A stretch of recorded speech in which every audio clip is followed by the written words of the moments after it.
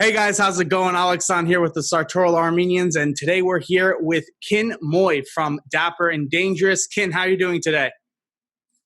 Fantastic. It's been a busy day, but busy is good, especially right now, given how everything's slowed down, started back up. We're all trying to get back on our feet. So happy to say it's been busy. How about you? We're doing all right, finishing out the week. Again, joined by my co-host here, Sean. Sean, how's your week been so far? It has been pretty hectic, but I'm finally excited for the weekend and this interview. It should be awesome. Excellent. So, we've all had busy weeks. I think this will be a great way to decompress, happy hour, and we'll just talk about menswear and learn a little bit more about you. Sounds great to me. I love talking about menswear. I kind of like talking about myself too, so it's this great little overlap. It works. Works for me. You'll find out we like to do that too. It just kind of comes out. We can't really help it. So why don't we start at the beginning? Tell us a little bit about you. Tell us where you grew up. I'm born and raised in Boston. I grew up in Jamaica Plain, kind of by Forest Hill Station. Really different. The area's changed a lot over the years, but I guess that's how a lot of places are. I don't know, man. I've just lived here my whole life. In school, man, I actually used to be like really overweight. I used to be like a little ball. I didn't really do a lot in the way of sports, but at some point, I was always the only Chinese kid. I went to school in like Roxbury and stuff. So I, get picked on a lot. And the only way that I could get people to stop was to fight them. So I eventually wanted to get a little bit better at that. And I started taking like MMA classes. Okay. And I thought it'd be really cool. I mean, you're a kid. I watched Anderson Silva in the UFC and I was like, man, I want to be like that someday. And I told my coach, I told him like, hey, I'd like to fight someday. And he was, everyone's mellowed out and become a little bit more chill over the years. But back then he just straight up laughed in my face and he was like, oh my God, you got to lose a lot of weight first. Like, what do you eat? I bet you eat a lot of rice, don't you? And I was like, yeah, I do. Why? Why do you ask? They went there. They just went straight for the heart. Dude, they've changed so much over the years. I remember, back then, like the sport, this was like maybe 2006 or so. The sport's gotten a lot smarter. Like back then it was a bunch of like sweaty dudes in a garage beating the shit out of each other. I remember I was 17 when this happened and I got paired up with one of their more experienced fighters and he broke my nose. And, I like sat down and I was like, coach, I think my nose is broken. And he's like, oh yeah, it looks like it might be. Want to take a round off? And yeah, like you'll be fine. Just you can go back in and around. So I did. Rub some dirt on it, you'll be fine. Basically, but then I remember now. Flash forward, like what was it, 2007? Like flash forward 10 years from there. I remember one of my teammates who's like, he's a tough guy, but I remember he ran out of the room like covering his nose. And that exact same coach, I was like, hey, what happened to Yardy? And my coach was like, oh, he broke his nose. And I was like, oh, is he all right? And he's like, no, Ken, his nose is broken. I'm taking him to the hospital. And I'm just like, oh, all right, sorry. Excuse me for asking. That's how that works now. Awesome. But so from there, I ended up, I started competing. I wasn't very good at it, but I lost a lot of weight. I tried to do some jiu-jitsu tournaments, some kickboxing. But then when I finally lost enough weight that they let me do MMA. So I used to be 185, like really chubby, and then I remember when I was 185. It's a long time ago. Shut up, Sean. If I was 185 now, I'd look pretty damn skinny. You look like me. Yeah, pretty much. Might look anemic. 185 at that time, I was even shorter. 185 at 5'3" isn't a good look. So eventually, though, I later came to compete at 135.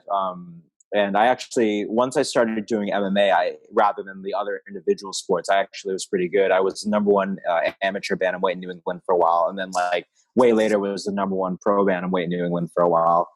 But somewhere through all that, I just got sick of getting concussed. And I was like, you know what? I want to dress people up. And then I switched careers. And here I am now. There's probably a little bit that happened between that. But that's the gist of it, basically. So between high school, right, you started MMA. Did you go to college after? Were you planning on studying anything completely different from where you are now? Oh, man, yeah. My parents, obviously were like, yo, you got to go to college. You can't just, I don't know what you're trying to do right now, but you got to go to college. And I was like, okay, fine, I'll go to college. I didn't know what to do. I went to Ben Franklin Institute of Technology, which is like a trade school, and they had like a computer engineering program. And I was like, hey, God, this is so stereotypical. I was like, oh, like my uncle is like a computer engineer. He makes a lot of money. I could probably do that and make money and train and, whatever. But it turns out that, I don't know if you guys have ever tried programming. I have a computer science degree, so I know the pain you went through. So you can do it. Okay, well, yeah, and now look where I ended up. No chance. IT by day and moonlight as a suit designer. So you tell me how computer science worked out for me. Hey, that sounds great, man. I mean, honestly, from what I understand, if you can actually understand that stuff, like you'll be doing pretty good for yourself. You just got to get through that first. And I flunked out in one semester, so I couldn't cut it. But then I'd already paid for tuition. So I was like, all right, like what other stuff do they have here? And I ended up doing opticianry, which is like making glasses, selling glasses. Okay. And they sort of sold me on that because they were like, well, it's very interactive. Because part of what I hated about computer engineering or whatever, I don't even remember what the major is called, but it was like, I was so isolated. It was just me and the computer.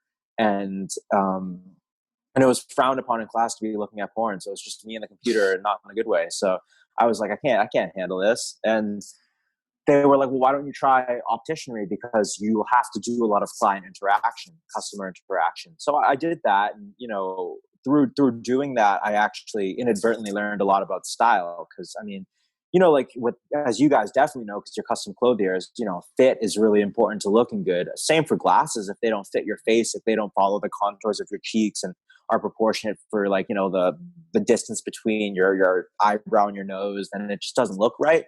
So I just had to learn that to sell.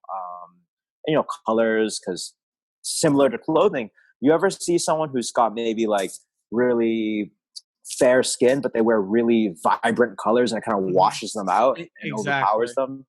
Same thing with eyeglasses, even more so because it's right on your face. So I think I just sort of like through doing that for a few years got a feel for that. And I also noticed I started trying to dress a little bit better, and I noticed that as I did, customers would just treat me better, take my advice more seriously, because I would tell them about whether something looked good or not, and they'd kind of be like, yeah, okay, I believe you. As opposed to in the beginning, they were just like, yeah, if you say so, kid. So it comes down to like, if I, like, for example, say Shant and I are talking the same client, right? I'm in the suit, Shant's in a t-shirt and jeans, right? We could say the same thing, but who's he going to trust more? Depends on who says it most likely. Probably me. I'm the salesman. Yeah, here we go. I can get them, but in general, I think I'd win that one, even in a t-shirt. So my example backfired, but anyways. No, but hold on for a sec. We're dressed very casually, but we have to. This is the most casual we've ever dressed, I think. Yeah, I think we have to admire the fact that Kin is actually very sartorial right now, and we're not so sartorial. Yeah, why don't you walk us through your outfit? I'm loving the blazer, the window pane or bold checks there. I'm really liking that a lot. Paired with what? It looks like a denim shirt. Yes, sir. Let's see. So this morning or last night, I work with this mask design company called Allure. And they were like, hey, we're doing a photo shoot really close to your place. Do you want to like just swing by? It's at a sweet cafe, like, Jaho downtown. So I was like, okay, yeah, sure. But the problem was I hadn't cut my hair in who knows how long. And I was like, okay, well, I guess I got to like wake up, get a haircut, go over there.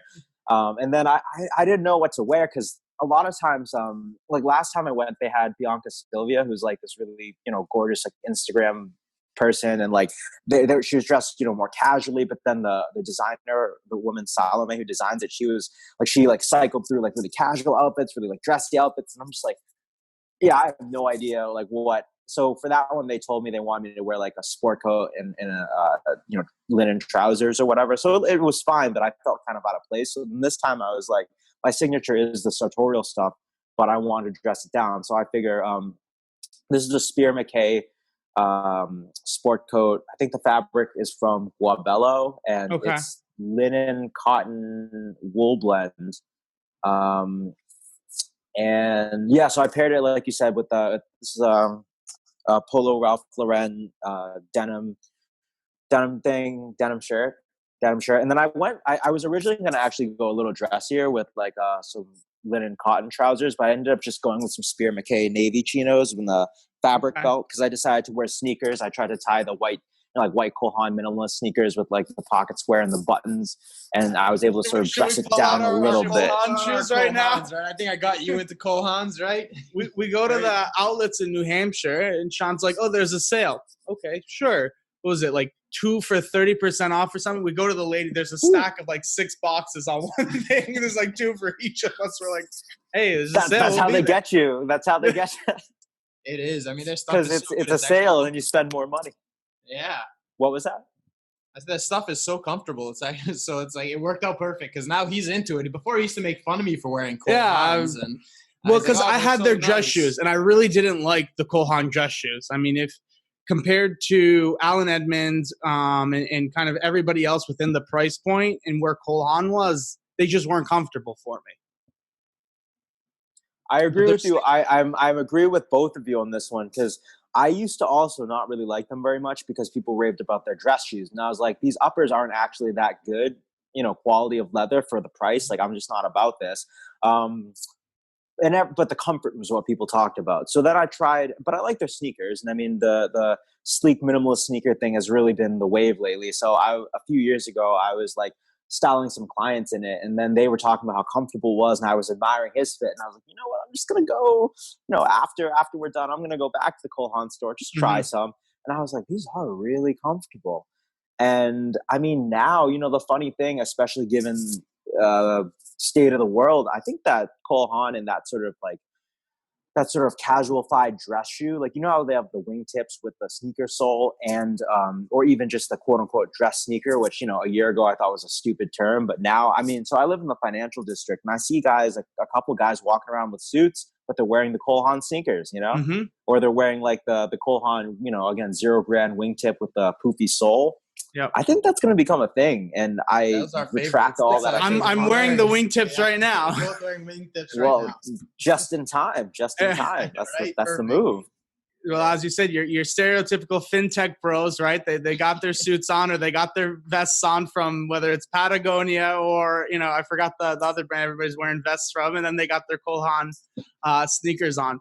The one thing I wanted to ask you too, with the way that I guess the formality level of suits is going and people wearing more casual shoes, do you style a lot of your clients in kind of the white sneakers, and which brand have you found to kind of be either the best bang for your buck or just kind of overall the best quality? Did you see it was on YouTube. It was Anvil Rose. He's like a cobbler, I guess. He like cuts apart shoes, discusses how good or bad they are. So he savagely took down Common Projects, which everyone hailed as like it was $400, just like the Yeezys of the white sneakers, luxury. Basically. Yeah. But it turns out that they weren't using very high quality leather. They had it was not that this is that big a deal, but rather than being like veg tanned, it was chrome tanned. But just for that price point. And then they had like cardboard, heel blocks, like that kind of thing. So it was just kind of But then they compared it to Koyo, which was like $250 for a shoe. And it has, full grain leather that is veg tanned, and it's just the construction's a lot more solid. So lately, for clients who are into like, because, a lot of times, honestly, for like the minimalist sneaker, I'm just like, hey, listen, like we can literally just walk by Cole Haan and just pick it up. So like you can just have it right now. If there are some who have, through wearing the higher quality shoes, decided that they want to be more discerning, in which case I do point them towards Koyo. But honestly, dude, like Cole Haan, like it's right there. It's good enough. It's not that expensive. Like it's very comfortable for the value. That's usually my go-to. Okay. This brand, you said it was Koyo? Yeah, Koio. Okay. And I'm guessing, do they have storefronts or is it an online brand only? One of the direct consumer brands, yeah. Well, we'll talk I've heard really good things about. Oh, no, go ahead. Sorry. Oh, no, I was going to say in that same vein, Oliver Cable or Cabell. Probably Cabell. Yeah, I can't pronounce any of these things. I feel like I say everything wrong all the time. But yeah, so Oliver Cabell is similarly priced and also like supposed to be. So those are like the two main, like they're usurping Common Projects as the new go-to affordable luxury minimalist white sneaker. But what were you going to say about No, I was how just the going to say market's a little changing? later on, we'll talk about kind of where we see retail going. You have a flagship kind of thing like Cole Haan or Allen Edmonds, and then you've got these other, I'll call them boutique shoemakers, right? Whether it's Meerman, which they have kind of some flagship stores now, but Koyo or Oliver Cabell, these are, where is the future of retail going? So, I mean, we'll touch on that a little bit later. But right now I wanted to, let's talk a little bit about, go back to, you were in school, you graduated. Where was the switch between where you decided to become a professional MMA fighter? Well, honestly, when I was a kid, part of just nothing really stuck out to me. Like I felt like I was just adrift. Nothing, I couldn't get myself to do anything consistently. I just kind of floated. And the first time that I felt really invigorated and interested and invested was in MMA. So, when I was like 16, 17, I was like, I'm going to be a professional fighter. Like that was the first time I really meant it about something. So wherever I went to school or whatever I did, I was like, this is going to be my, this is going to support me while I try to pursue this. So since I was 16 or 17, I was pretty sure that I was going to become a professional fighter. It took a long time. I mean, I spent 5 or so years as an amateur, and I also wanted to try other sports too to get more experience. Because like, if you ever see boxers, it's changed now, but back then, MMA professionals, usually when they first went over, they sucked. They were just basically amateurs, but that got paid. And I guess that's always true because at some point you'll be an amateur who switches. But compare that to boxing professionals who have like 40, 50, 60, 80, 100 fights before they go pro. There's just this complete different level of polish and preparedness in the professional ranks. And I was like, man, I don't want to be one of those pros where I look at this guy or someone looks at me and is like, this guy's a pro. Like he sucks. I could beat him up. So I wanted to take some time to really, just get more well-versed in other sports. So I did some, like kickboxing, some boxing and whatnot. So I ended up having like, not 40, I had like 18 between amateur MMA and other sports, like 18 full contact fights before I went pro. And I racked that up over 5 years. It took a little bit longer than it ought to have, probably because I also was in school for a lot of it. So it's like I would not, during the semester, I would not be able to train enough to compete. But then during the break, I would train really hard for like a month and a half, and then have a fight really early in the next semester.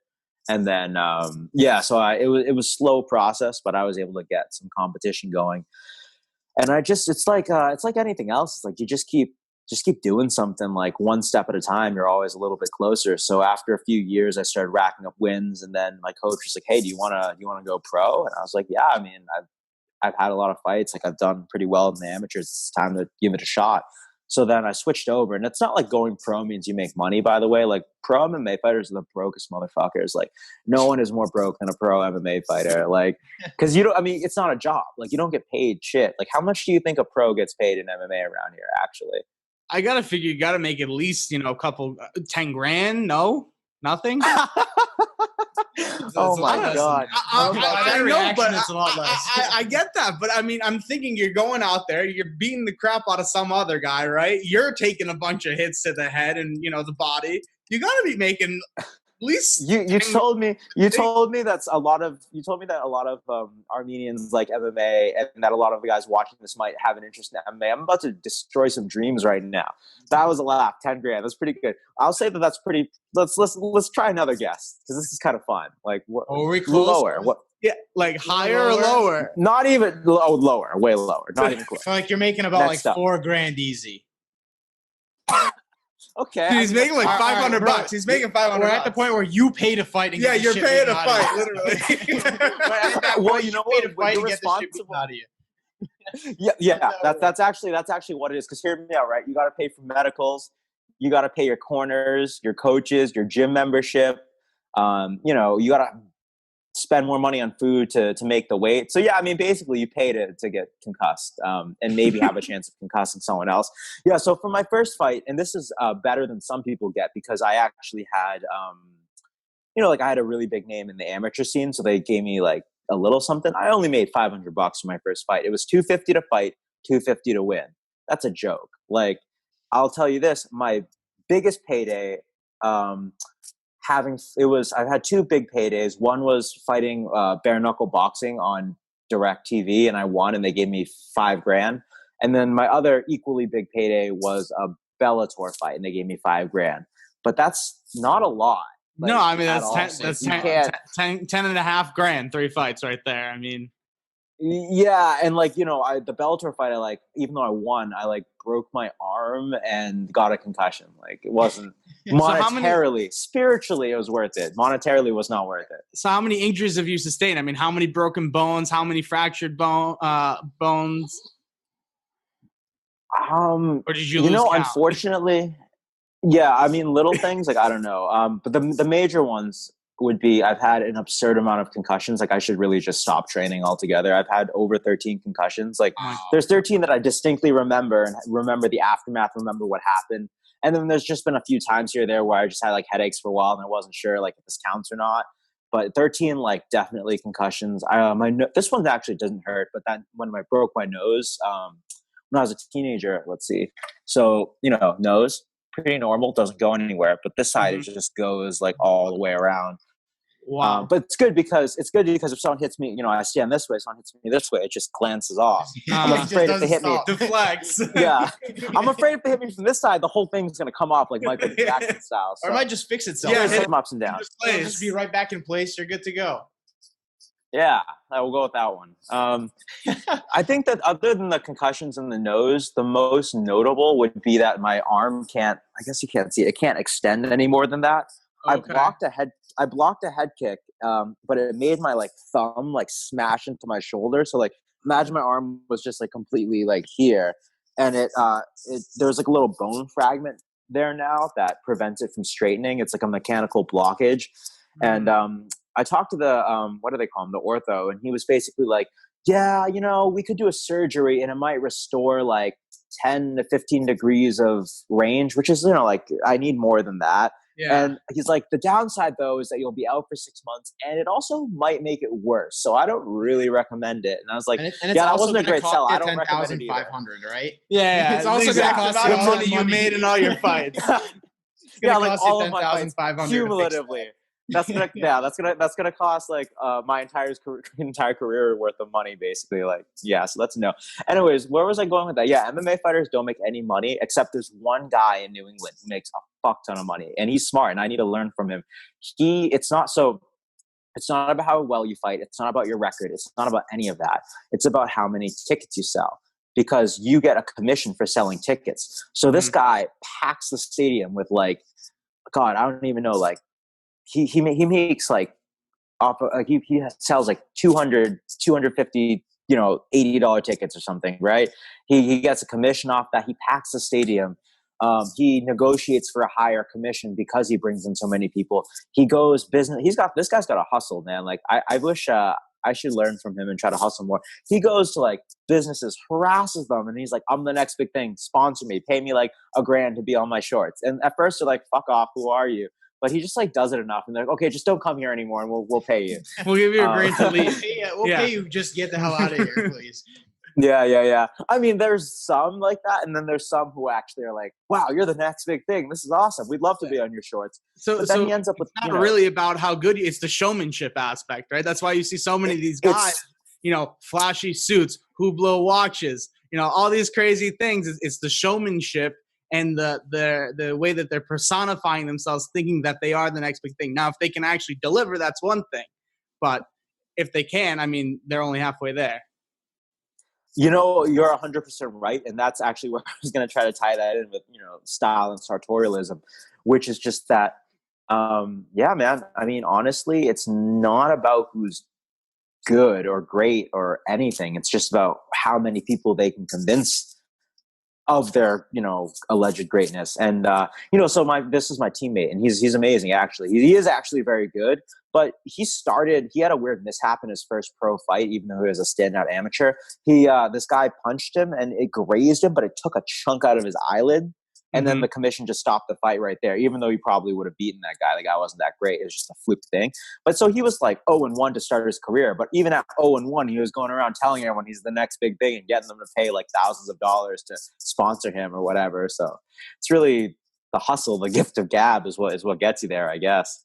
So actually, a lot of people didn't know this about me, but I actually did. I fought MMA for about. Shut up! No, seriously, I used to do mixed martial arts. Hold on, I stopped when I was 16. Mm-hmm. I stopped just because I had issues with the sensei. He wanted me to start really getting into it, and it was just such a big time commitment. I just didn't have time for it. You're telling me you got Suzanne and Nene's blessing to go do 100%. MMA. I did. I used to fight. And they actually used to call me, hold on. They used to call me the baby-faced assassin. Believe it or not, they used to call me the baby-faced assassin. How old were you? I did it for about 7 years. I stopped when I was almost 16. I stopped actually the year before I started driving. And I was just like, it's too much of a commitment because I started playing soccer all the time. So it's a lot of work. I couldn't imagine how much work you probably put into it. And unfortunately, a little return, get the shit beaten out of you all the time. Yeah, I would hope you'd make more than, 10.5 grand for 3 fights, but holy shit. Yeah, no, not even close. It is you lose money doing MMA. So that's why it's so funny because I see guys in the gym who are younger and they're, they look up to you as a pro fighter and they're like, I can't wait till I can't wait till I'm making money fighting too. And I'm like, you're not going to make like, just turn around, walk out the door because that's not happening. Go get a sales degree because that's half of it. Yeah, basic. I mean, yeah, literally. I'm like, the skill to make money in MMA is the sales skill, not the fighting. At which point, if you want to make money, you should just use that sales skill to like sell something else. So, do you have any nicknames like I did? The baby-faced assassin. Maybe I'll take you in a ring one day. Yeah, Ken, I'm looking for a new partner to join my company after you kick the shit out of him because he probably won't make it back. It's all right. It's worth a shot, right? I was gonna say so they called me Kong. It was kind of a play on the King Kong, and it was also ironic because at that time I was the smallest guy in the gym. This was back in the garage gym, so they had two 120-pound women who actually kicked the shit out of me. That's how I knew it was gonna be a good gym because I thought I was like I'm like big and fat, I'll beat them up. No, I just got the shit kicked out of me, and I was like, okay, well if they can beat me up, then they must know something good. So I'll come join this gym.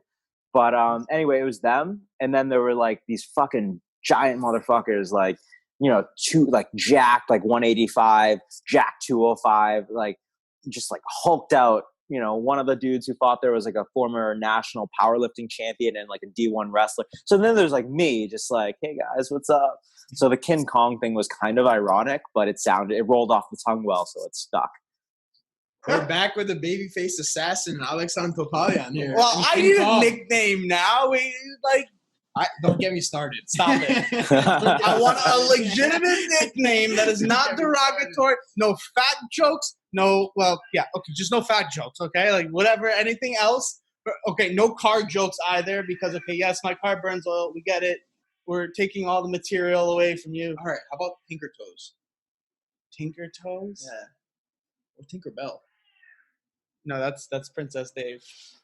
I feel like it needs to have it has to kind of have the same letters, either his first or his last name. That's kind of like his last name T Topalian. Tinker. All right. Tinker Topalian. Oh, I see. That sucks. All right, I'm gonna stick to Alexandre, and the rest of you can stick to your nicknames. We have sick nicknames. You not so much. Give it time. I'll get one too. I'll just get my head bashed in for $10,000, and I'll get a nickname too. I'll pay you $10,000 to just bash your face. You know what? Don't start with your bets because you still have a bet to buy me a Rolex, which I have yet to see yet. Bro, you have to lose weight. We're working on that. Sounds like you could use an advance on that. That makes sense to me. Yeah, it's more motivation, right? You get me a Rolex that's like 2 sizes too small. I can't fit on the wrist yet. I'll wear it in the meantime, and then you can just lose weight, and I'll give it to you. That's the depreciation. That works right You're there. wearing it. There's no depreciation. It only appreciates in value, especially if I'm wearing it. Okay. Anyways, all right. So let's move into menswear now. Right, let's talk about more about you, more about the brand. So tell us a little bit more about your company, Dapper Dangerous. So I around maybe 2017, I think I decided that. So a lot of fighters, we're talking about how you don't make any money. So the way that you make money is not from fighting, but usually by personal training, because if you're a kind of semi-famous fighter, people want to learn how to fight from you. So, but you know, of course, like anything else, when you first start, you've got no clientele. So you have to like charge very little so that you can just have some base to build off of. And then as you get better, you start getting more clients, you start charging more. Mm-hmm. And that was very much as cliche as that is, that was the journey with personal training. And then at some point I just realized, man, I hate doing this because it takes so much energy from it takes from the same pool of energy as actually training. And I feel like it's hurting my performance when I'm, supposed to be training for myself, and it's really burning me out. I'm starting to hate martial arts. So I was like, what else am I into? I wonder if I could keep the same kind of formula of personal training. Spoiler, by the way, it doesn't work like that. It's not the same formula, but I thought it would be. Where I'm like, hey, these guys pay me, each person pays me a few $100 a month. I have a few clients who'll pay me repeatedly, and you build up enough and then you're golden, right? So I was like, I'll do that with style. Yeah, that doesn't really work at all the same. And on top of that, it's like you start fresh with your clientele, because it's not like I can go up to the people I've been doing personal training with and be like, all right, new plan. How about instead of paying me to do this, you pay me to teach you to dress good? And they're just like, what? No, that's not why I'm here. And, like I have a real job. Like I don't need your help. You wear sweatpants all day. Like go fuck yourself. So,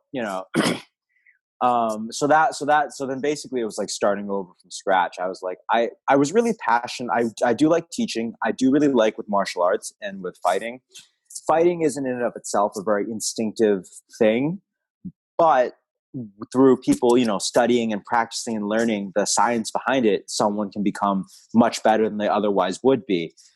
Or for instance, like as a much smaller guy, I actually went viral once I got into like a gym scrap with this dude who was like huge, jack, and I beat the crap out of him and it went viral. But like for instance, if I didn't train, if I wasn't better and more skilled than him, there's no way that would happen. If we both had zero training, he would murder me.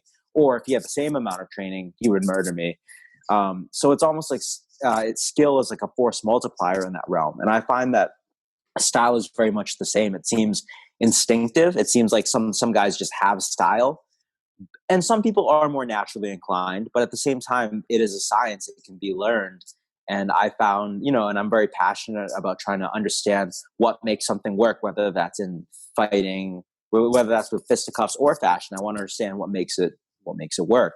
And then I like to share that with people. So I just was like, man, I'm gonna do this instead of trying to teach people how to fight. I'm going to teach them how to dress.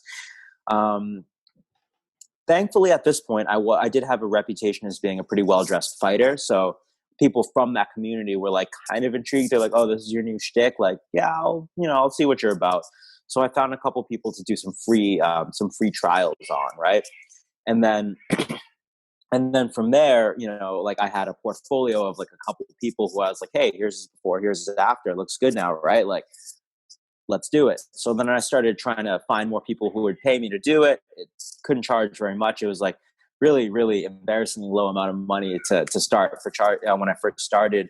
But every time I would get more clients, I was like, okay, I can up this a little bit. And then over a few years, I'm now at the point where I feel pretty comfortable with it. And I'd still like to, I feel like I'm worth more now because I've gained more knowledge, but, and I will eventually keep creeping it up as I get more clients. But again, like right now, at least when I have a few clients a month, I'm like solid. So can you walk us through like what that client experience is? So like we get in contact with you and then what happens? Yeah, us unstylish people who know nothing, I wear sweatpants and this one wears t-shirts with basketball shorts and flip-flops. So, how can you make us look better? Well, so the first thing, my new shtick is that, listen, like style is visual language. It's about understanding who you are and what you want people to know about you. So before we even figure anything else out, I'm like, listen, like we just got to chop it up. Like, let's meet at a coffee shop. I guess these days I actually sometimes do it by Zoom instead or a phone call, but we'll talk and I want to understand like, hey, like, what do you do? What's your story? How have you gotten here? I'm going to share, here's a good one. Cause top of my mind, I was working with this guy like literally the other day. Won't use any names, but this guy, and I didn't know any of this about him. I just kind of like knew him from, like as a person, but I didn't know like what he was up to. So he had come to this country as a Brazilian immigrant. His father was abusive, and he ended up getting thrown out on the streets by himself and was homeless by the time he was like a teenager. And, he just worked like a regular, he found like a shit job, as we all do. And he just kind of was sort of stable there. At some point he ends up, impregnating his girlfriend, and then they have a kid, and now he's just like, I can't, I gotta do better than this. So this whole time he's been working kind of like jobs. He's been doing, physical labor under the table, construction type stuff. And he's just like, you know what? I think that I've been doing that under the table long enough for years that I think I could actually run my own construction company. So he finds someone who will take him on and do a job. He basically charges them for time and materials. And rather than hiring a bunch of people that he'd have to pay out at the end, he like did almost all of it, like repaired this whole house almost by himself and did like the painting. He hired a couple painters, but basically just like he told me the other day, he was like, yeah, I went in there at like 8 a.m, left at 8 p.m. every day, weekends, the whole thing till the house is done. But I walked away after paying the whole job. Ended up being like around like 20 grand to do, because there's a rot and all this gross stuff in the house they need to clear out and repair. But it ended up being around like 20 grand. And then when he paid out the painters that he had hired, he walked away with like 14 of that basically. And he was like, and right before that though, he was on his last dime. Like this job like would have made him or left him completely screwed. Mm-hmm. But from there, he's like, okay, I can do this. So he, bought some necessary stuff for his daughter, for his girlfriend. And then the rest of it, he's like, I'm putting this into my business. Flash forward a few years, he owns the business. He's got a bunch of guys working under him. He has partial ownership in another construction company. And in terms of how he's doing now, let me just say, when he met me to go shopping, I told him to meet me in a garage. He couldn't figure it out. He's from like New Hampshire or something. So he's like, here, let's just ride. Just hop in my car. I go out. He's got this freaking McLaren. It's like the door opens up like this. And I'm just like, what? Like this is like, that's not what I was expecting. Like I met him years ago and he was in a different place entirely, so I was just like, all right, like living that life now. But the thing is though, how he got there, for him, what was really important about it was that he felt, so in terms of translating his identity, his persona, his story, the thing that he's always believed in was hard work, and that if he just was consistent and thorough and did a good job for people, they would reward him eventually. So his fastidiousness and consistency was really big for him. And his, the strength of his spirit, the fact that he was able to withstand all these unfortunate circumstances, but keep pushing forward and making something out of it with his consistency. That's also a cornerstone of his identity. And then finally, the other thing that he likes to portray and likes people to know about him is, hey, you know what? Like he, after doing this and, grinding for a while, he's a success now. He's got it made, and he continues to improve and wants to keep doing better for his business. But what he's got so far was the culmination of his hard work. So what he wants to portray in his appearance is his strength, whether that's physical or internal, his fastidiousness, his work ethic, and his success. So now I'm like, all right, well, what's that look like? Style is very contextual. I have to understand where because he works construction, right? So you can't wear a suit on the construction site. So I'm like, well, like, where you're trying to dress up to? Because obviously you'll have your work clothes, but like, what else are you doing? Mm-hmm. So I guess, he's really into going out with his family to nice restaurants and stuff. And his wife, as is often the case, is more stylish than him. And she'll look really nice and he'll feel like out of place or something like that. So it was like, okay, it looks like mostly social occasions and weddings. So yeah, social occasions and stuff like that's what he wants to look good for. So then it's like all about sort of conveying his status and how far he's come. So wearing but things that aren't too stuffy, because he's not like a finance guy. He's not he's not a stuffed suit, as they say. Not at all. So we ended up, he just hired me. So usually I do a wardrobe makeover. I've got two main services: wardrobe makeover, wardrobe booster. Wardrobe makeover is I'm going to try to understand who you are. So what we just discussed, that's who he is, what he wants to convey. I'm going to go to your house, see what you already own that fits that image, and whatever doesn't, well, I'll tell you, and you can either donate it, throw it away, whatever, but we're not using it. From there, I'll identify what you need to add to fit that image. So then we'll go shopping for that. We'll go shopping. Then we'll take everything that we buy to the tailor. And that's 2 trips, one to pin and one to make sure that we like how it fits. And then we'll do a final sort of onboarding where I'm like, so if I do a good job and I curate everything well, pretty much everything we buy should go with everything else we buy. So you should be able to, with a few well-selected items, make hundreds of outfits. And I used to actually take the time to look book and like take pictures of it, but that takes too much time. Honestly, at this point, it's like, because after a few of them, they're like, okay, I get it. Everything goes with everything. Why are you still here? I'm like, no, man, that's the service. I'm going to look book everything for you. Yeah. So, like now Monday through Friday, you've got your outfits lined up. And then for the next Monday through Friday, for the next 5 years, you have your outfits. So like eventually I'm sitting here for like, 3 hours taking like 200 plus photos, and they're just like, you can go now. And I'm like, no, man, it's the service. So I actually have changed it to now content. So now instead of doing that, because I think it's easier for me, easier for them, I'm just like, okay, we're going to just have like a more informal onboarding process where I'm like, everything looks great. Here are the things, there's a couple of things. It's easier to say what you shouldn't pair together than what you should, because most of you can. So I'm like, here's what you should avoid. Here are a couple like power combos. Do you have any questions about like what are your questions, client? And they usually have a couple. And then I'm like, all right, here we go. Here's what you need to know. And then we'll stay in touch for a few weeks just via text. And then they're all set. And usually then in a few months, they might, because, they're optimized for whatever season we're doing. They might hit me up again in the summer or the winter, or maybe they have like a black tie event that's like completely different than anything we covered.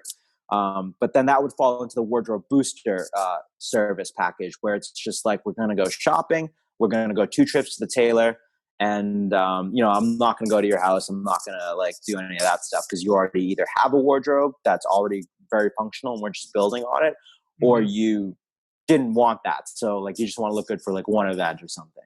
So the guy I was mentioning, who his story actually really inspired me. I was like, that's awesome.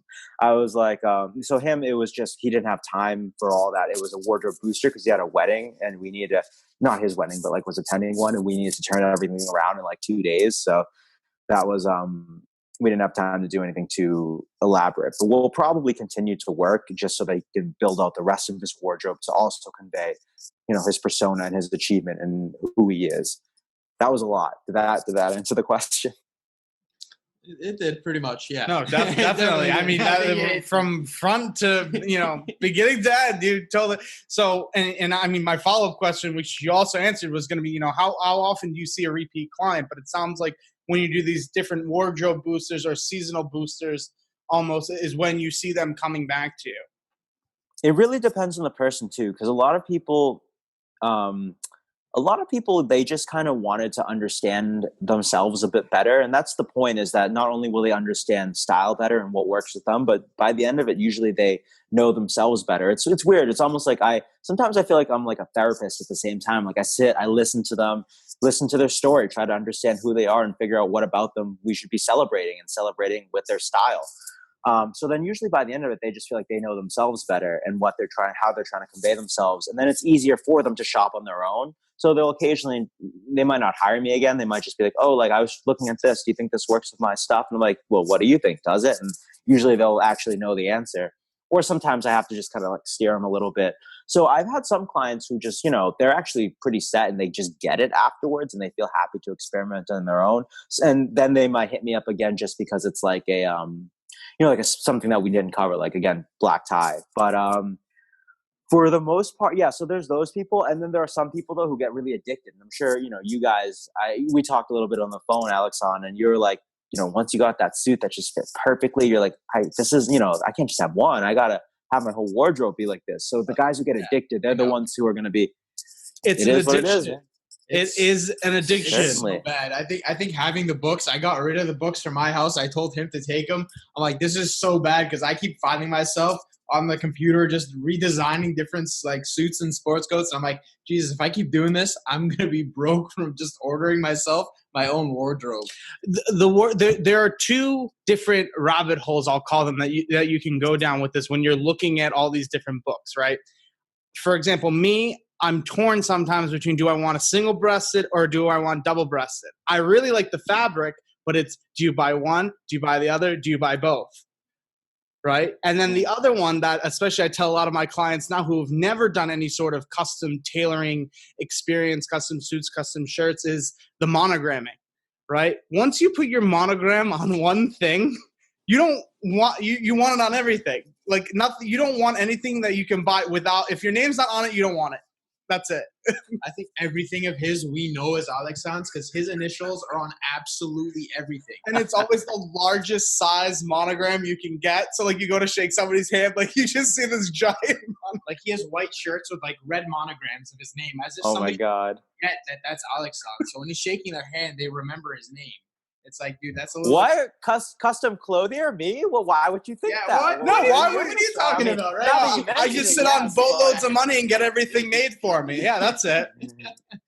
Man of mystery. The most. I'll be the next Dos Equis man. There we go. There we go.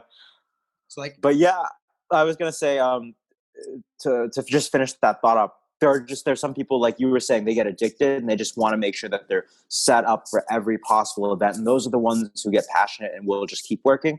But a lot of times I feel like it's just taking, I mean, you guys I'm sure know, because you have to guide people from not knowing anything about clothing into like, looking dapper in custom suits. Most people just, most guys just don't know what they're doing. So it's almost like a lot of times just taking someone, giving them some training wheels and then just like setting them free. And I'm happy to do that as well. what would you call as like your ideal client? Like who would you like to work with? Do you want that like empty canvas or do you want that person who kind of already knows what they want? That's a good question. Bookmark this because I actually want to ask you that. You guys both have the exact same question. Okay, we'll bookmark it. I want to touch on something that you were talking about a couple of minutes ago, and I read this on your website, and we tell a lot of people about this. When you're saying, okay, you're kind of acting as the therapist, you're trying to build rapport and understand where they're coming from. That way you can go and recommend, the appropriate articles of clothing that are going to make them feel more comfortable and more confident. So we're always telling people, as soon as you put on that suit, you feel better. Your shoulders go back. You think you can conquer the world. And I didn't know that there was a term for this called enclothed cognition. So can you tell us a little bit more about that? Yeah, so there was, it wasn't even too long ago, but there's a bunch of studies, but one famous study that coined the term enclothed cognition, which discusses the systematic effect that clothes have on both their wearers and people who view them. So both the effect that psychological effects that clothes will have when you wear them and when someone sees you wearing them. And there was a bunch of stuff like, say, like they would give you a lab coat and make you take a test, right? And and when you had the lab coat, and the people who had the lab coats would do better than the people who didn't have the lab coats. So they'd also put the lab coat on a chair across from you, and that also surprisingly had an effect and made people perform better. They would have some people try to negotiate, but they'd give some people suits and some people would not they'd have to wear like casual clothes. And the casual clothes people always felt like I'm intimidated by the suit people and would always just act weird and lose the negotiations. So the gist of it being that it's not just like, it's not shallow, it's not made up. It's actually scientifically proven that people have associations with clothing, and people will always draw assumptions from your appearance, and clothes can really shape that assumption. And I think that a lot of guys don't really, they don't really think about that. They just think, oh, like that's shallow, or don't judge a book by its cover, or, oh, I've got a lot going on for me, so I'll prove myself over time. But you don't really have a lot of time to make that first impression. Whatever your appearance is, that's what they're going to think, and you're going to either confirm their first impression or swim uphill against it for a long time before it changes. So with clothes being such a sorry to interrupt you. I was just going to say what's the famous saying that it says it takes 3 seconds for somebody to notice you to make a lasting first impression, and usually they look from the bottom up. They'll look at your shoes first and then work their way up to see how you're presenting yourself. Yeah, absolutely. And I think that but anyway, as a style coach, I really just try to use that. And it's funny because I used to, dress really poorly, and I was really fat, and I just kind of like had no style. Like I've got some embarrassing stories. Let me just say that for a long time, I got made fun of rightfully for it. I just loved to wear kung fu pants to school, to public school. Just wore kung fu pants. I was just t-shirt kung fu pants. Comfortable. That's why. yeah, I was just like, I feel very comfortable. So the fact that people would judge me by the way that I looked, I actually used to hate that. And I used to hate fashion and style and be like, that's bullshit. Like, why should people care? And I had a really, it's weird that I am where I am now, but suffice it to say, at some point I realized, you know what, it just is what it is. And you can either complain about it or you can use that to your advantage. And, whether you're doing it with like the way that I do with clients with, with tailoring, whether you go custom, have some design your wardrobe for you, there's tools out there available to every guy. And if they want to get ahead and have that as a force multiplier that makes them more charismatic, more efficient, more effective, more successful, like, why not? It's there. Let's use it. For me, for the most part, I mean, every time I dress up, I feel this like level of confidence come upon me. Is that something like you feel when you're suiting up for the day? Is it that or just a cocky, arrogant asshole? Whatever you want it to be, that's fine. That's all right. But do you get that confidence level when you're suiting somebody up, or you're in, you're looking good right now, and you're sartorial and all, but do you get that confidence level? Do you feel I think there's negative feedback loops. This is the positive feedback loop. I think so. Style for me, as far as I'm concerned, has to be equal parts aspirational and authentic. You have to want to put your best foot forward, your best self, all that good stuff. But it also has to be yourself, and you have to feel like this reflects you, because if it's not congruent and you're wearing something that looks really good but doesn't reflect who you are, you feel kind of like everyone thinks you look good, but you feel kind of weird. And then they're like, he looks good. Oh, he's kind of weird. He looks uncomfortable, actually. Oh, that's odd. It can be off-putting to both yourself and everyone else. So if my style is aligned with who I am and it's sharp and, all that stuff, then yeah, I put it on. I'm like, yeah, I'm ready to kick some ass today. But I think where a lot of guys struggle, and I've struggled before, is that they see something on Instagram and they're like, oh, that looks good, I'll wear it, but it doesn't resonate with them. And then they feel like a fake, and then people kind of perceive them as fake. Sorry. Yeah, we lost your video for a second there. Yeah, sorry. You're back. Yeah. Welcome back. Good. Yeah, thank you. But anyway, when you the positive feedback loop will be when you wear something that looks really good aesthetically, but really resonates with who you are and is congruent with your persona, then you feel good just because of that. You feel more like yourself than ever before. And when people see you and they treat you differently, and as I'm sure you gentlemen know, when you look sharp, people just treat you differently. Then it doesn't just feel like, it's not just a compliment about your clothes. When it's authentic and congruent with you, it's like they're appreciating you. They're like, hey, like, they're perceiving you and they're like, damn, you're awesome. You look good. And you're like, yeah, I do. So it's this positive feedback loop where the external reactions make you feel more confident, then you act more confident, and in turn gain better external reactions, because when someone's confident, they just, they're generally more well-liked anyways. So, yes, I completely feel like what you're saying. And I think that part of it is the clothes, but part of it's that the clothes fit my personality as well as my body. Yeah, definitely agree. So like, would you say that, do you prefer the casual style or the more formal style? I have gotten to this point where I guess I basically just feel like style is so contextual. I just feel like I prefer to wear whatever makes sense for what I'm doing. Like, I guess I do really like suits. So maybe you could say that deep down I prefer formal style. I like layering a lot. I think it looks really aesthetically pleasing. So like if I could rock like, a suit, either an odd waistcoat or like a 3-piece suit, or, like that would be awesome. But there's not a lot of occasions for me to do that. So I think if I did that in an occasion that it wasn't appropriate, I would feel really uncomfortable. So then I often gravitate more towards something casual. I mean, but about as casual as I am now. Like when I see a client, I still, again, the aspirational element, I still want to look like, I want to look like I know what I'm doing. I want to look, they hired a guy to be dapper, so he better show up dapper. Otherwise, like, what? So yeah, like I guess usually you'll find me, my favorite style, I guess, would just be sport coat, trousers, linen shirt, or a polo tucked in. And I guess it depends on who you are, whether that's formal or informal, right? Because Mm-hmm. like for you guys, custom clothiers, that's not not as formal as a suit, but for like Joe Schmo in sweatpants, that's really dressed up. Very So true. Don't forget that's about your probably Cole different. Hans. Yeah, and your Don't Cole Haan. forget your Right. Cole Hans, because you can't always wear kung fu pants too. So Can you imagine that? Kung Fu pants, Cole Haan's polo shirt. Yo, That's let's a magical go. combo right there. That's 2021. Let's do this. Let's do it, Bring right? it back. Cool. Let's make it a thing. Yeah, Bring you'll get in your the custom pants Kung Fu back. pants from us. Can you guys, Go can you take a guys do shop. that for me? Probably. Probably. Can I get that? Anything I'm is sure. possible. The opportunities are endless. Moving with kind of the debate between casual and formal, I know that you really like, when it comes to tailoring, a soft shoulder, right? And it's something that you haven't noticed within the menswear industry, that a lot of custom clothiers are offering a soft shoulder. So why are you placing, so much of an importance, or why is this offering missing from a lot of places?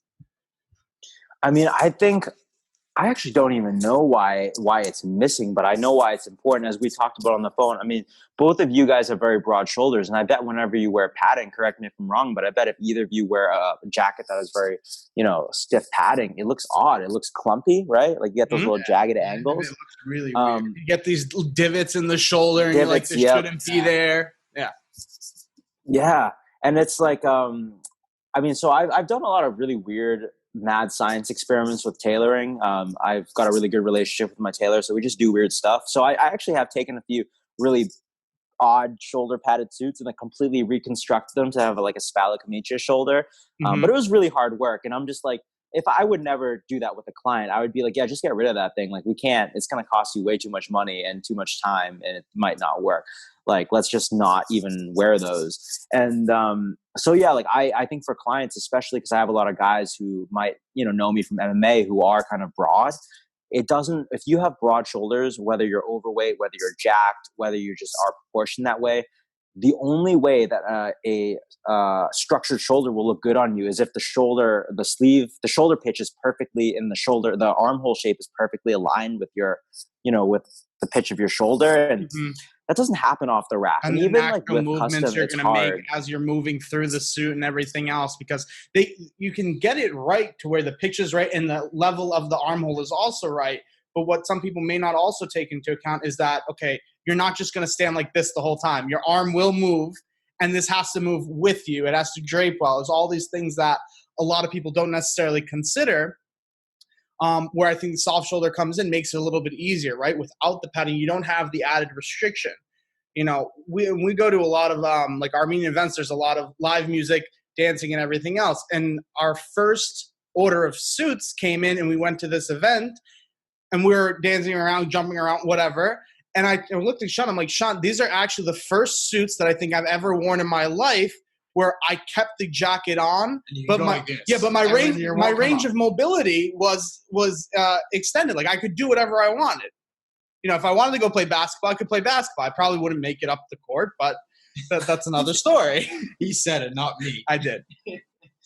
Hey, that's awesome, man. I mean, that's one hell of I guess a self-testimonial because look, if you're able as a custom clothier to make it so that A, it looks good when you're moving, B, that it's comfortable when you're moving, and then C, that it both looks good and you're comfortable when you're moving, that's like not easy to do. There's a lot that goes into that.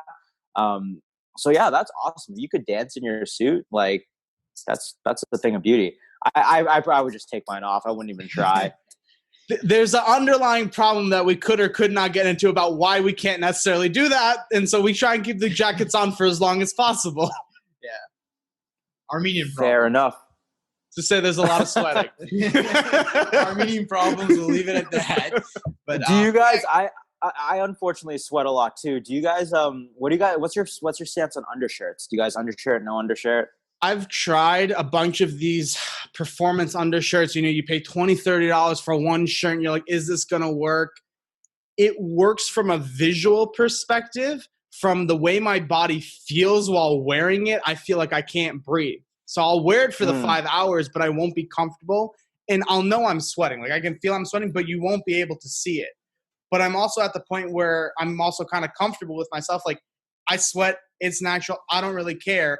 I'll wear it without the undershirt and just own it, basically.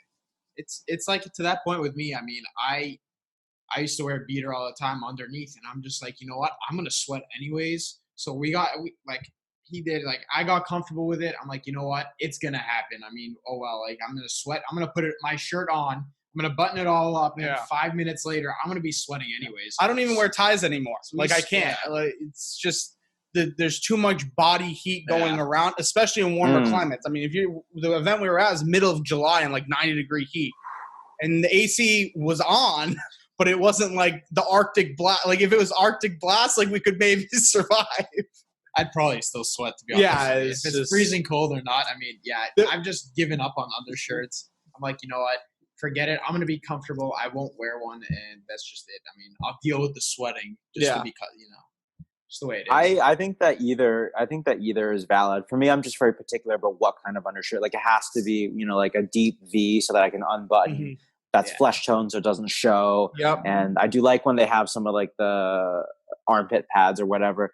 But at the same time, like a lot of times I'm just like, I don't really care. Like I'm just, shirts are meant to be worn, and it is what it is. But I did all this like research into undershirts just because I had some clients who, when they were more like corporate and they just wanted to not have the sweat stains, and it was very important to them. So we had to like try a bunch of different ones to see which would work. My pet peeve though is I hate when there's like that visible white crew neck and like the buttons open. I'm just like, come on, the man. Standard sales guy with the like it's t-shirt, polo, khakis, belt. That's it. And you can you just see, it's like wear a deep V, like hide the t-shirt. You can wear it, just hide it. So I might have to call Kin on this one because I haven't actually found, because I'm not going to lie. I mean, I usually go one extra button just because I like. Sean loves ripping out the chest hairs. You got to get one extra button undone, and I just can't find a deep enough V shirt underneath. If I were to wear an undershirt, I can't find one that's like that. I'm gonna have to give Kin a call and get his input on some undershirts. Yeah, I was gonna say, do you ever heard of Sloan? No. Sloan, no. It's a pretty good one. They have a really deep V. Well, we'll talk about it. But yeah, I feel you, man. Like you gotta just let some of that out. Just let it out, loose, right? The Neapolitans are known for doing that, right? I mean, it's hot in Italy. You 3-4 buttons down, blazer. I mean, no tie, no nothing. Unconstructed linen blazer. That's it. Yeah, buddy. That's the way to do it. I'm with you on that one. Oh, but what frustrates me though, just going back to the soft shoulder thing. I'm not trying to throw shade. I am trying to throw shade. Who am I kidding? But I won't name names. I'll just say that I walked into a very popular, well-known custom suit place in Boston, and I was really annoyed by the fact that they only have one shoulder type. They have tons of publicity. They're again pretty well known. They get like a lot of play in like the local magazines. I walked in and they didn't. Their standard is fused suits for one, which I get that fusing has come a long way and like it's not as shit as it used to be necessarily. But I'm just like, come on, like at least it's just like it's almost like you're as an obligation as a custom clothier, you have to talk about canvassing and tell people how great it is, and like because But in reality, they really don't give a shit, and they don't know. I mean, until you tell them the benefits between half, full canvas, etc., right? They're not going to understand, how does this thing differentiate from my $300 Macy's suit? Okay, I'll give you a couple $100 more, maybe $500 more, but what am I getting for it? Yeah, but so this place, I remember that their standard suits, you had to there's an upcharge for any canvassing, and I was just like, ugh. But the main thing was their shoulders are so structured and so erect. Like, I mean, that's the other thing, right? Like, if you're gonna have structure, you just got to be able to tweak the pitch. Like, it's just not going to work otherwise. But they don't, and I'm just like, how is this one of like the go-to custom suit spots in Boston even when they've got magazine slots? Like if you're going to be in a magazine, like your picture should be on point, but I see these really hard angled divots on the shoulders. I'm like, come on guys. Like you just walk out looking like a robot, you're just like that's so it. Stiff and your shoulders you're look a block, so high, right? And you're like, I can't do anything. And that's why I kind of like to lean towards unstructured. Yeah. You walk out, you don't look like a robot. You look like a guy who doesn't know how to wear a suit. You look like a guy who's wearing his first suit. You look like a guy who spent $3,000. Well, not in this place. More like $800 for a suit that doesn't fit your shoulders. Yeah. It's just like, I mean, going back one quick second to the style psychology stuff, it's like when you dress up, especially more formally, it sort of, there's this underlying assumption that you put in some effort, right? Because otherwise, why would you? You would just wear sweatpants. So you wear a suit, you put in effort. If your fit is bad, and especially with the shoulders or, wherever, if the fit is bad, there's this underlying message that you're like, I put in effort and I completely flubbed it.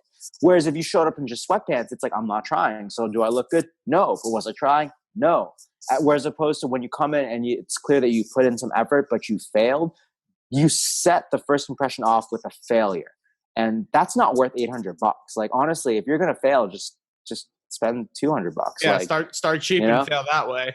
Yeah, exactly. It's like, don't and what annoys me about this place is like, letting people walk out like that. I'm like, you're charging them that much money to set their first impression up as like and it's very subconscious. It's not like someone sees a bad suit fit and they're just like, what a failure.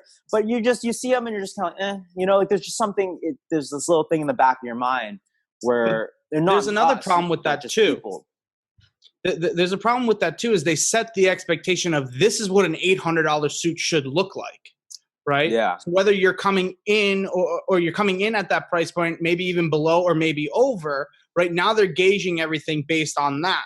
So, when these people, I think for them, it's more about the turnaround times. How many customers can we get in and get out in a day? When we were talking on the phone, we mentioned that for us, it's really about the relationship. We could spend all day with you just talking about you, talking about what you're looking for, what events are you going to, and just understanding more about you so we can make the appropriate recommendation on this is something that you're going to wear. This is something you're going to get enjoyment out of. You're going to feel confident about, and it's going to last you a long time. And out of all that, it's going to fit you on top of it. Well, the thing with, I feel like these stores are, a lot of the people that go into them necessarily, like people like us, we'd be, we know what we're looking for. We know what it should look like. These people that are walking in, I mean, in a way, they're getting taken advantage of, and they're just walking out with that Joe Schmo, like plain suit that anybody could have bought. You could the have American Brooks Brothers style. That's what I'll call it. The American style of these very just boxy fused suits, that has no shape, no body, no drape to it, and this is the expectation level is here when in fact. Throughout the city, if we're just using Boston, you have so many other options that are here for around the same price point. And it's just, you got to be able to go discover and have the, resources and materials. That's why Instagram is great. That's why YouTube's great. All these influencers that are out there when their passion is for influencing and not necessarily the paycheck, and they're doing the due diligence to find these places to advise people to go to these places. Yeah, I agree with that. Especially in this realm, knowledge is power, and knowledge can save you a lot of money so that you don't get taken advantage of, even if it's not like malicious, like they're like, haha, I'm going to sucker you out of some money. You still end up feeling sometimes like you got taken advantage of. Funny thing about influencers though, the problem with Instagram, and I say this as I am trying harder and harder to do stuff with my Instagram, it's like, it's different than real life because you're not stuck in front of someone. You're scrolling. It advantages you or whoever to stand out very loudly to catch the attention. But then, you give it a like, you keep on moving. Whereas I think a lot of people who are too influenced by Instagram style, I found working with them or just interacting with people like that, is that if they take too many cues from that, they try to go too flashy, too loud. And it's one of those things where it's like, this would have been cute if this were me passing, your image, but I'm sorry, I just lost you. But instead, if I'm like stuck in front of you and I have to stare at this like horrible pattern clashing with really loud colors, I'm like, okay, like can we please adjourn this meeting? You're competing for followers, you're competing for the exposure, you're competing for likes, and those are the things that sell on Instagram, right? It's things that the visual contrast, the bright patterns, bright colors, these scenic, picturesque locations that some people will literally just tag a location even if they're not there because the Instagram algorithm just happens to be ranking everybody's exposure up on this one location tag. And it's how you as a brand, like for both of us, right? We're smaller brands and we're starting our online following. It's, how do you go and compete against all these people who, they may be trying to do this the right way, or they may be trying to use tips, tricks, hacks, whatever the case may be. And, how does the little guy get their exposure out there? Well, I think it's very much like you said, it's all about building the relationship and taking the time to get to know people and, growing, I guess. Well, I won't speak about Instagram because I don't know anything about Instagram, but I will just say that, my Instagram is doing slightly better, but I would not consider myself to be by any stretch even a remotely successful Instagrammer. But it does work as a platform to show people in real life that at least there's like they might read a caption that discusses some details, or they might see an outfit they like, and it builds credibility where they're like, okay, I'll actually buy this guy's business. So at a minimum, I think that at least having that presence and really taking the time to connect with people there will help us be more approachable and at least build us some credibility. In terms of how to compete in regards to like likes, followers, I couldn't tell you. I have no idea. A lot of my friends are way more famous than me, and like even though they just started, and I can figure out how to work for them. But I will say that the other thing is, are we trying to win at Instagram, or are we trying to build a business in real life? And that's completely different. And if which it sounds like we have that in common, if we're trying to build a business that is very it's person to person, it's customizable, it's personable, that is something that you can't really replicate with a large following. It's something that's hard to digitize. It really is. Definitely. Definitely. With how in depth these relationships can get. I mean, we're almost at 700 followers. Out of the 700, right, how many of them are people that we can actually go and say that we know every single one of these people and have personally talked to every one of these people? So, I mean, the trend may be leaning more towards these micro influencers with smaller followings, but of an engaged following, right? You could have 50 million followers, but how many of them are actually engaged rather than a like, maybe a heart comment, and that's about it? Where are the conversations happening? I think for people like us, it's more about the physical in-person to person events. Obviously, because of COVID, we can't really do any of that. But I think we use Instagram as the tool at the top of the sales funnel, right? If you want to call it that. We post a couple outfits season to season of, here's where the trends are leaning towards, or here's what we think the trends are and what we want to design and show people, and maybe people will be interested, right? Out of that, there's likes, there's comments, there's interest building.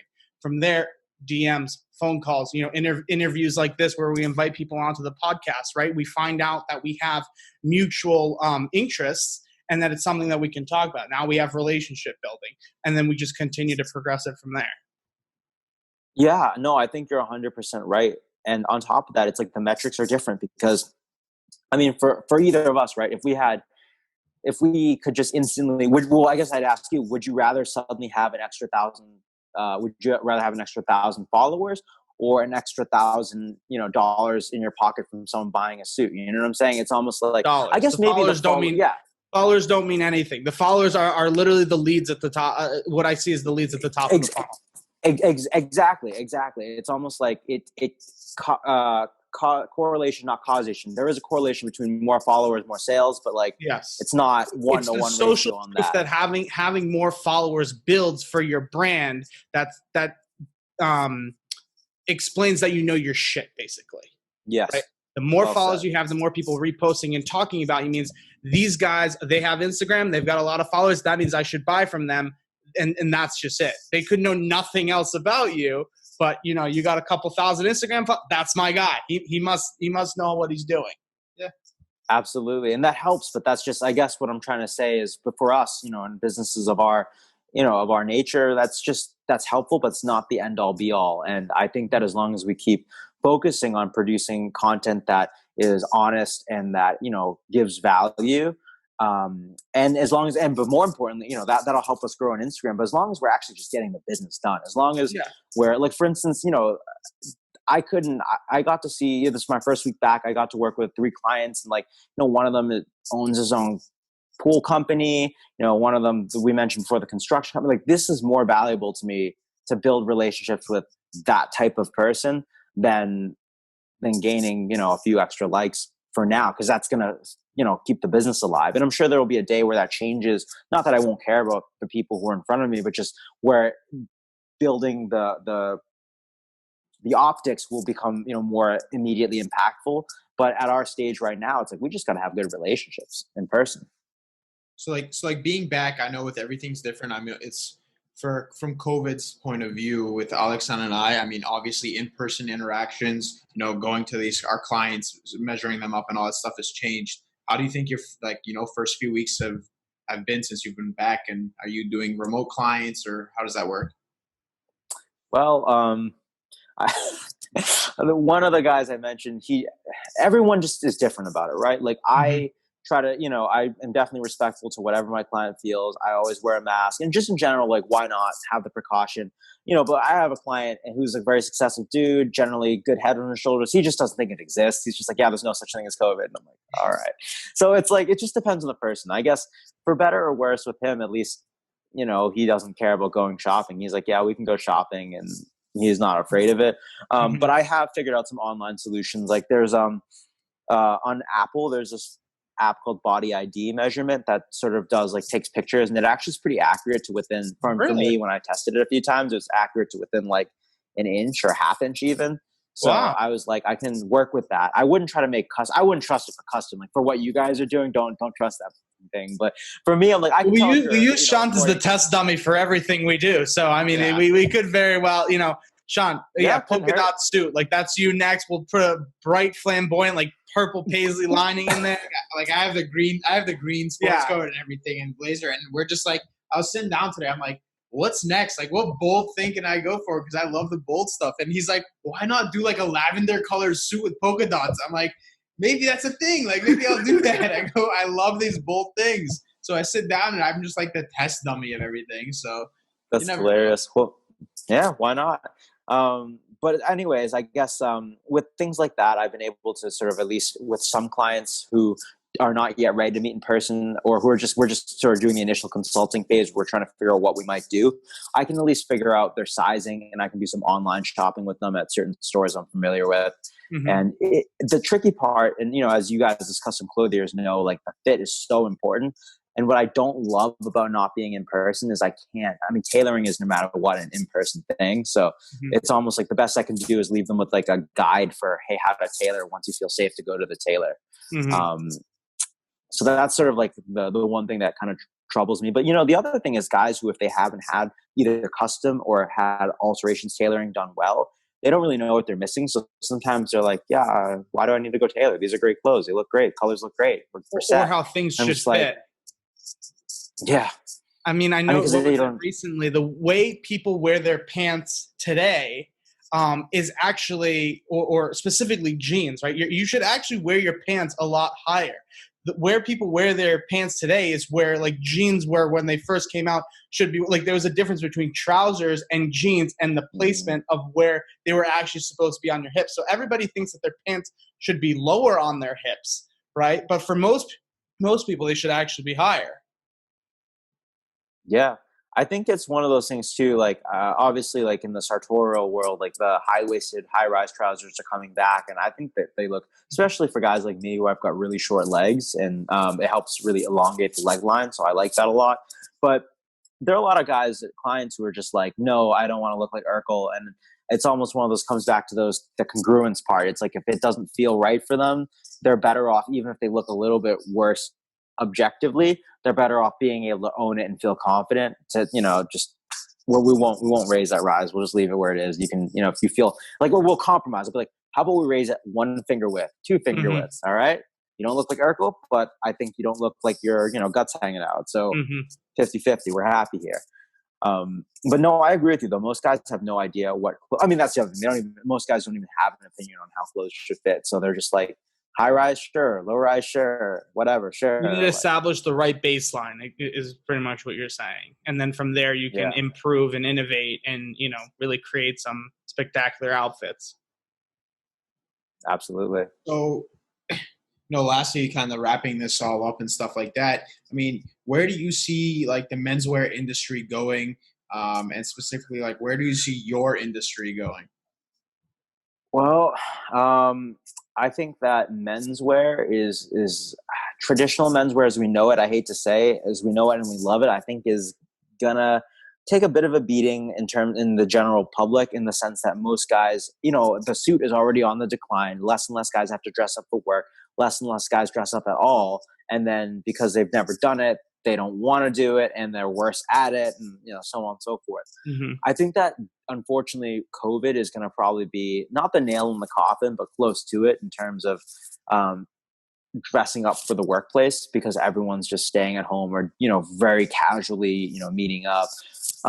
But that said, I actually think that the suit and menswear and tailoring has such cultural significance that it'll still be very relevant at weddings, galas, parties, and so on. Mm-hmm. And I think that it's going to become more and more of a status symbol than before, almost a caricaturized version of it, because ultimately most guys now more than before don't wear suits. So if you wear a suit, you're fancy and you must be going to some fancy party or whatever. So I think that for people like us, whether that's as a personal stylist or as a custom clothier, I think that we're going to end up becoming more and more of a luxury service rather than a thing for the everyday guy or, an everyday service. And I think that's okay. And I think that for me, honestly, especially as I've been doing this more and more, and as my prices have begun to really reflect, like the value that it brings, it's like, yeah, it kind of is a luxury service. Like it just like trying to pretend that it's not doesn't do anyone any favors. And actually it's funny, you were asking me what my favorite client is. And I still want to hear that from you real quick. My favorite client has become, by having enough of them, my favorite client has become just really successful men who are driven and are passionate about something. I don't care what it is, but something. Because once they give me that little bit of passion, I'm able to extract from that their story and who they are. And then we can translate that into style and visuals. And then they get passionate about that, because who doesn't like talking about themselves? What if they could talk with their appearance? And usually the guys who have really done something and really made something of themselves, they tend to have a good story and an interesting persona to actually translate.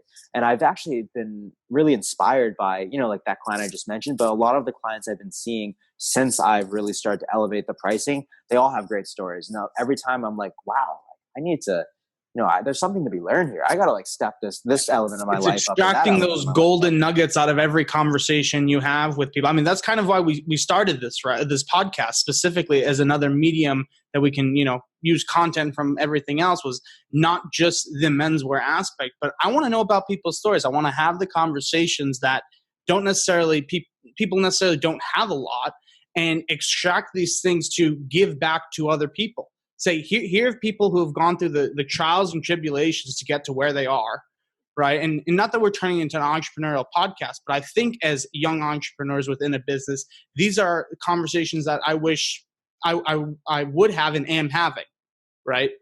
I think we provide a service like that of just interesting things, and then we can take those things out and then use those lessons in our life for people who have gone through these things. Oh, I definitely agree.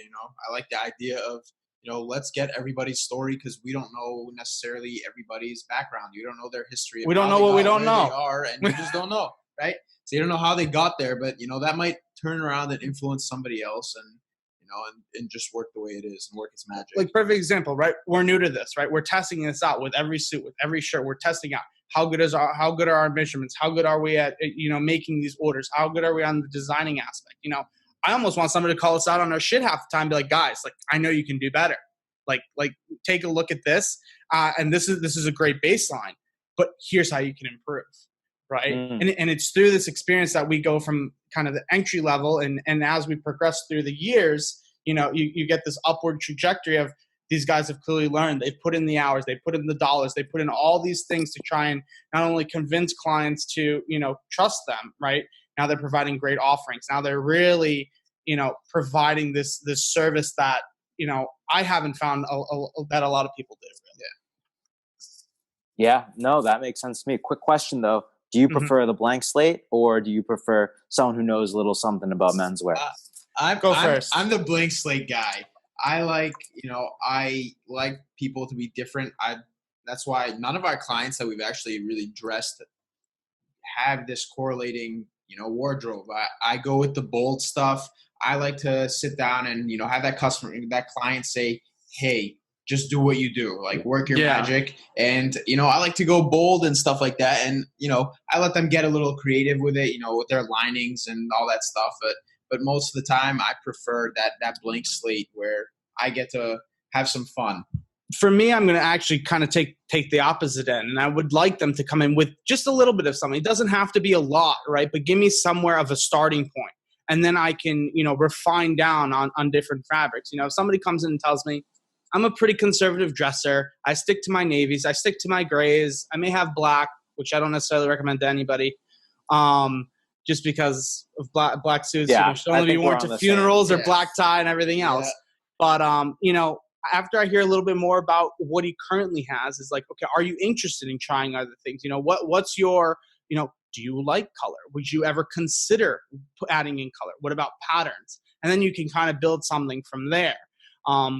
Versus, and I think that kind of ties into what Shant was saying, was the blank slate of, okay, if they give you that permission, then you can kind of create. But I like creating with their input. It's kind of that positive feedback loop that you were talking about. It's like, we're going in the right direction. We kind of kick it off where like we see, we kind of get into your aspect of it. We'll see what our clients have. We want to get them out of that sea of blues and grays. Like we just want them out of that. So if they do already have that, then hey, let's kind of take this and we'll go into bold colors or different patterns and stuff like that. But if they don't, we'll kind of turn them into that little, that traditional blue or gray, but a different shade, right? Because we're always saying, how do you stand out? Especially, right, you're in the financial district. How do you stand out in the sea of blues and grays, right? It's usually the same shades. So you do something that's lighter or something darker, now you can stand out. Now you add different contrasting pieces, right? You play with the thread, the color of the thread. You play with the lapel style. You play with the interior lining. Granted, you're the only one who's going to see it unless you're that guy that's just showing everybody the inside of your jacket. Just walk around like this. Yeah, exactly. Custom. It's custom, right? What's my name? What's my name? Yeah. What's my name? Like, oh wait, who made this? Like this guy. Right? Everywhere we go, he's like, oh yeah, look at that, check that out. Oh yeah, like here's my name written in here. Yeah, or they pop their collar because they embroidered something on the back. Like, so somebody's just reading something as they're walking by. That's this guy. That's what he likes to do. I have a problem. Anyways, well, this has been great. I think time permitting here, we're gonna do a quick speed round. This conversation has been great. We'd definitely love to have you back. I definitely think we could fill hours and hours and hours.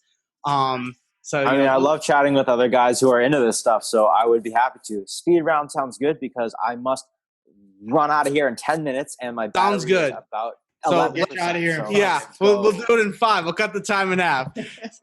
All right, so let's go. Who's your favorite character style from a movie or TV show?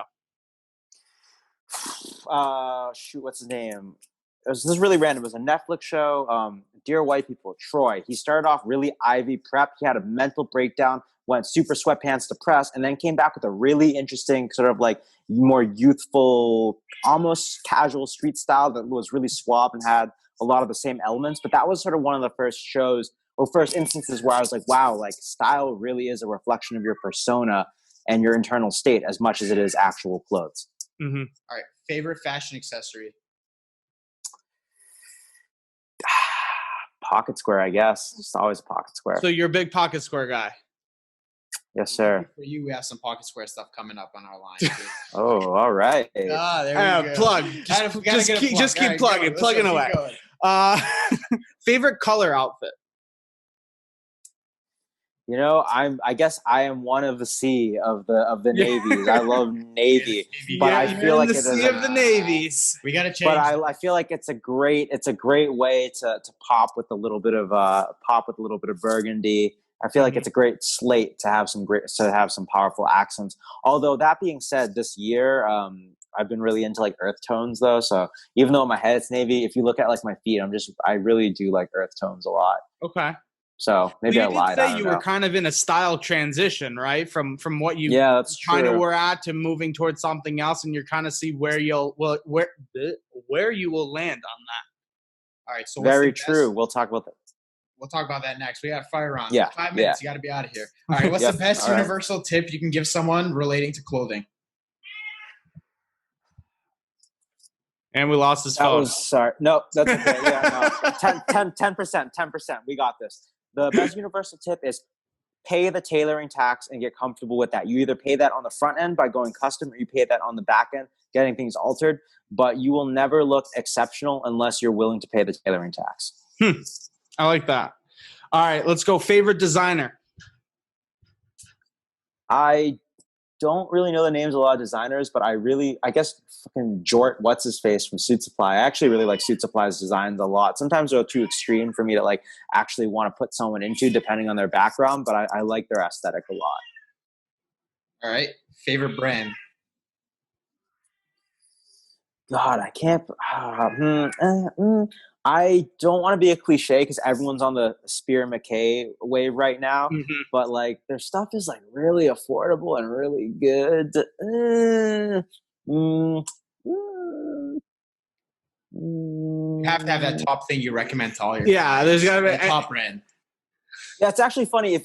I've been taking people to Bonobos the most. So if you will go up by where I shop with people, I guess it's Bonobos. That's been really popular lately for me and my clients. Okay. So where do you get your inspiration from? Don't say Instagram. Yeah, okay, Instagram's out. We all hate Instagram. Instagram. None of this, no Instagram, no likes. Yeah, no, I guess honestly, I really like Simon Crompton's blog and Torsten from Sartorial Notes. Yeah, my favorite Sartorial Notes. He's like older blogger, but I just learned a lot from them, and it makes me want to like just learn new ways of doing things. Oh, and I guess Andreas, I can't even say his name, Wanius or whatever. He's got like amazing style. Speaking of earth tones. Okay. Yeah. Have you read the book, The Italian Gentleman? I mean, it's there's pictures, but there's text along with it, kind of explaining everything. But is that Hugo Giacome? Yes, Hugo. So I mean, he has a YouTube channel too, which I've watched. Yeah, I read his blog. I've not read that book though. No. Okay, I recommend. I mean, just for the pictures themselves of what some of the stuff that comes out of Italy when he visits all these different sartorias. We can talk about this over. Yeah, that's right. Fire around. Sorry. So, who's your favorite style icon? Shoot, what's his name? I know you want to say me, but it's all right. You don't have. Yeah, that's too easy. I can't. That's what everyone's favorite style icon is. If you want it to be Armenian, I'd pick you. Yeah. No. Oh God, I always, dude. Literally, I'm brain damaged though. I forget things. Like I forget my own brother's name sometimes. Davidson Petit Ferrer. He is very fashion forward. He sort of, I feel like he didn't pioneer, but he was definitely one of the big figureheads of that like very trim fit. But just the fact that I think he more than anyone else has leveraged his image to success, going from an 18-year-old real estate agent who, his friends got him tailored up, and then all of a sudden he's Instagram famous, leveraged that into his own luxury clothing company by the age of 24. I mean, that's beautiful. He looks very different than me, so I can't pull off his style exactly, but he's my inspiration. Okay. Well, Ken, thank you for coming on to our podcast. As I said, we had a great conversation today. We would love to have you back. And I mean, as I said, we can film many, many different episodes with the wealth of knowledge and talking about the topics that we're all very passionate about. Last thing I just want to say, do you have any links? Where can people find you if they want to contact you? Here's your kind of minute plug, elevator pitch. Let's go. Perfect. Hit me up at, you can find my website is dapperdangerous.net. On Instagram, I'm Dapper Dangerous LLC, and Facebook the same, LinkedIn the same. So check it out and let's connect. Awesome. Well, guys, thank you very much for listening to the Sartorial Armenians Podcast. We'll come back to you with another interview next week. Most importantly, thanks, Ken. Hopefully we'll see you around soon. Looking forward to it. Thanks for having me. Take care. Take care.